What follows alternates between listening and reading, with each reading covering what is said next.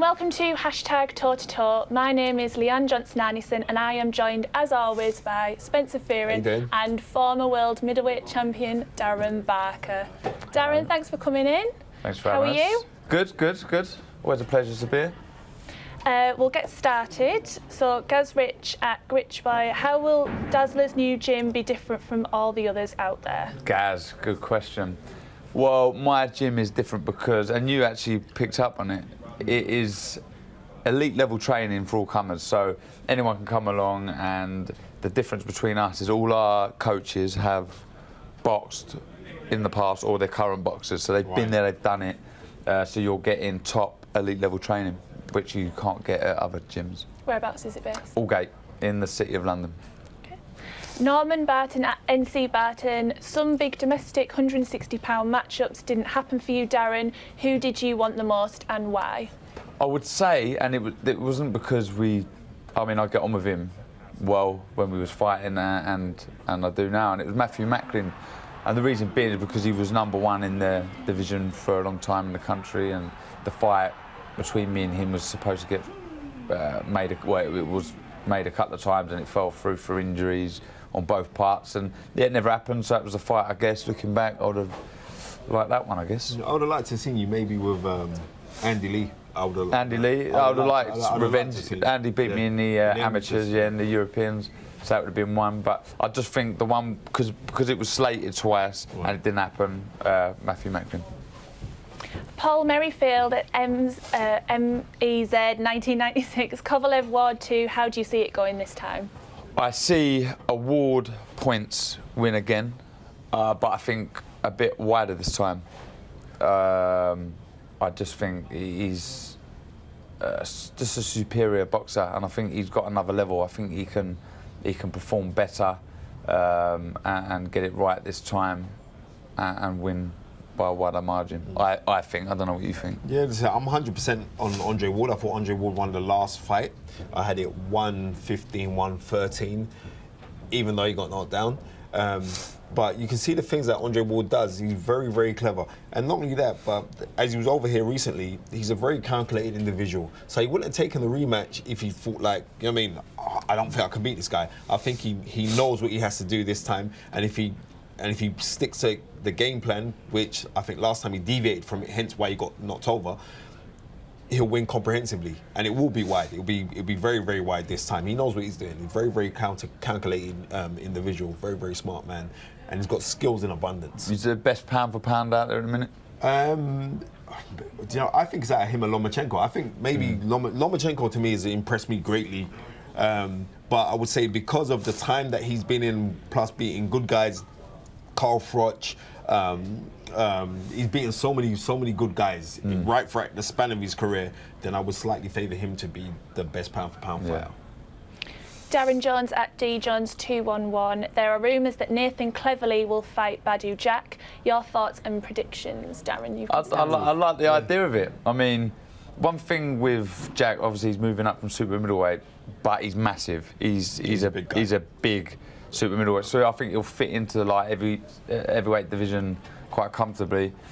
Nathan Cleverly's, been around. He's fought everyone pretty much. The problem with me with Nathan is, though I would be cheering him on, no doubt, is he does tend to get caught quite often. We see it against Fonfar. What a great fight that was. He bit down his gum shield. He showed us something we've not seen before, how tough he can be and he can grit it out. I just think against Badu Jack, you've got to be smart. And I'm not saying he can't do it, but looking in the past, he does get caught a little bit too much. So I would probably just favour Jack. I would, because in his last fight, when he beat Braemar to win the world title, it looked like the German was actually winning the fight. And you're dealing with somebody who's a younger, fresher man who presses forward. And as Darren was saying, he does get hit kind of easily. So I would maybe favour Jack, but you never know with Nathan Cleverly. Nathan Cleverly's full of surprises and he's very, very experienced. So if you can use that experience in a fight, we never know what could happen, but you would have to slightly favour Badu Jack to win that fight. Jez Batchelor at Batchelor Jez, do you think Kessler can win a world title after 4 years out? And at 38 years old. What route do you think he will try? I'll ask Darren, because Darren used to spar with Kessler. Yeah, I've spent a week with him in Copenhagen, and no disrespect to any of the opponents I've been in with, sparring or on fight night, he's the best. Yeah. Without a doubt, he hurt me. There's not often that I felt out of my depth or worried in a ring, and with him I did. He was spiteful, he was big, he was strong, and and in answering that question, I do think he can win a world title. He's that good. What route he takes will be interesting. You know, there's some big fights out there. The WBC obviously vacant at the minute, where Jack's moved up, and Callum Smith fighting Darrell potentially. Who knows? I mean, it's great to have him back in the mix. I mean, a lot of the times when fighters who have retired come back, I'm always a little bit worried. I mean, what are you doing? But with him, I don't have that worry because he's that good. Okay. I know he can look after himself, and he's so exciting. When you sparred, what did he hurt you with when you sparred? Jab. The jab was the shot for me. It was before these head guards that cover your face, and it was like a Rocky film. My head was getting knocked back.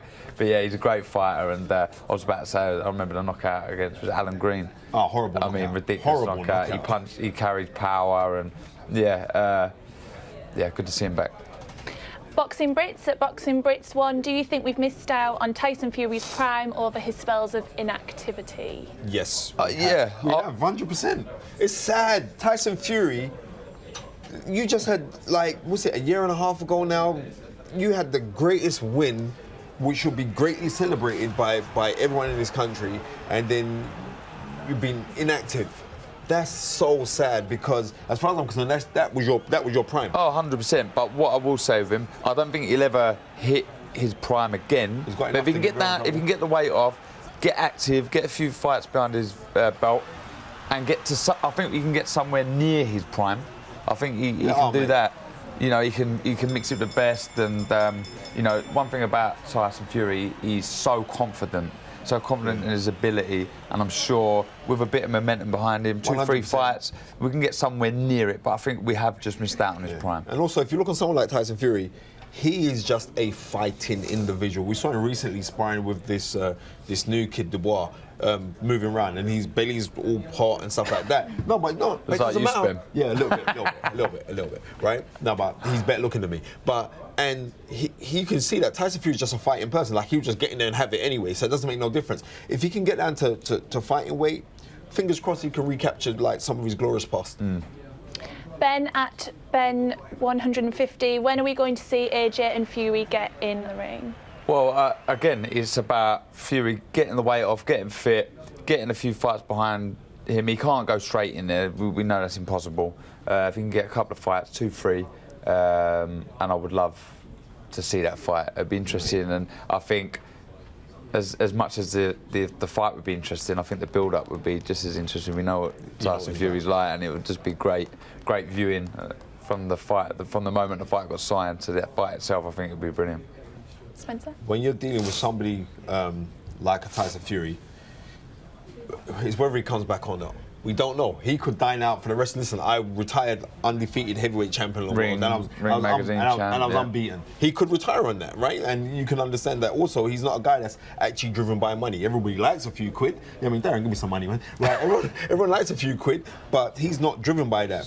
So, fingers crossed that he does come back, and then hopefully we can watch when we see that fight for him to have a couple build-up fights.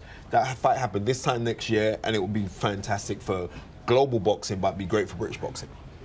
Lewis Miller at Lewis M2001. Your thoughts on Burns v Ndongo and predictions?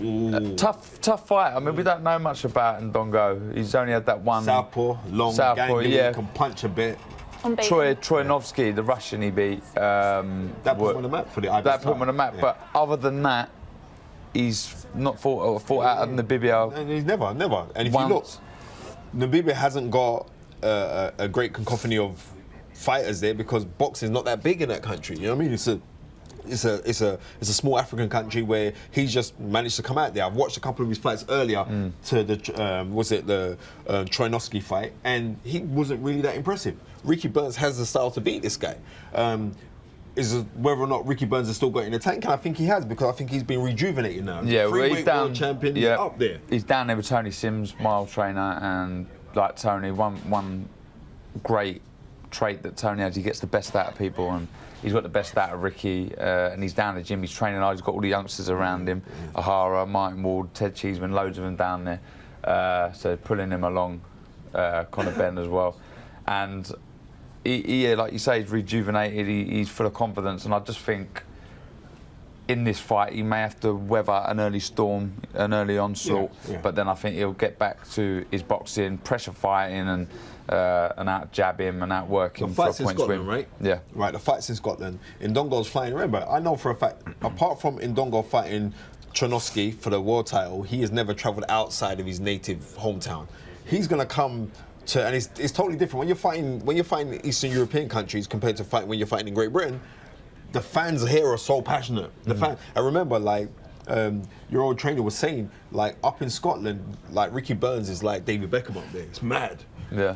When the fans get behind him, that's gonna not make Indongo feel comfortable, and all of those kind of things play big parts of intangibilities of how fights get portrayed out. I got Ricky Burns winning this fight. Okay, my thanks to Darren and Spencer. Join us next week for more #TourToTour, or check out iTunes for the podcast.